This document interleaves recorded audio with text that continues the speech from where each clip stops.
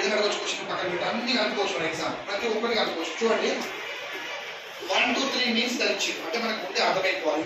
ఈ model try చేస్తే exam హాల్లో ఆటోమేటిక్గా గుర్తుంచుకోవాలి. ఏంటంటే 1 అంటే మీనింగ్ అంటే ఇదన్నమాట మన అర్థం మన భాషలో.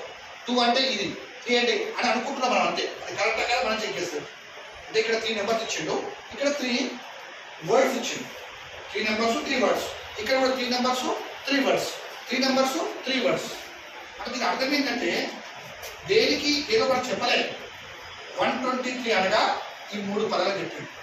ఇలా 1 ఏలో 2 ఏలో 3 వరుసగా చెప్పలేమన్నాడు. 1 అనగా బ్రైట్, 2 అనగా లిటిల్ అని చెప్పలేమండి.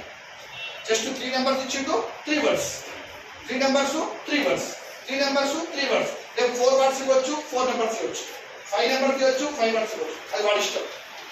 మన పని ఏంటంటే ఇందులో కరెక్ట్గా ఏ నెంబర్కి ఏది మ్యాచ్ అయిందో కనుగొనడమే మన పని కూడా.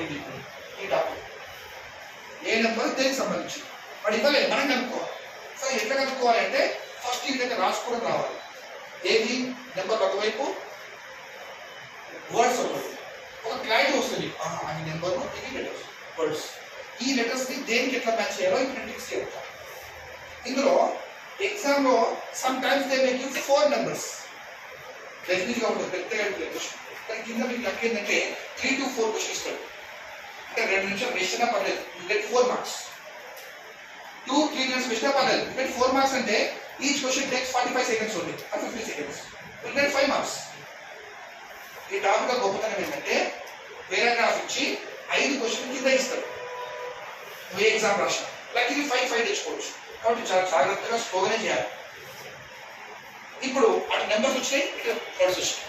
ఇప్పుడు దీనికి ఎలా చెక్ చేయాలి సార్ అంటే ఎప్పుడు తీసుకున్న లాజిక్ ఏంటంటే 2 మాత్రమే చెక్ చేయాలి. గుడ్, ఈ 2 చెక్ చేసుకోవాలి, లేదా ఈ 2, లేదా ఈ 2. సింగిల్గా చూస్తే మనం కనుక్కోవడం కష్టం. ఎవరైనా ఇప్పుడు ఇది ఒకటి పక్కన పెట్టేసి ఇది చూసి మనకి ఏం అర్థం కాదు, ఆన్సర్ రాదు. ఈ 2 చెక్ చేయాలి. ఈ 2 చెక్ చేసుకో, ఈ 2 ఈ 2. అంటే ఎప్పుడు చెక్ చేసినా 2 చెక్ చేయాలి. ఎన్ని చెక్ చేయాలి? ఎన్ని చెక్ చేయాలి? 2 ఏ 2 అయినా పర్లేదు. ఇది చెక్ చేసుకున్నా మనకు అర్థమైపోతుంది.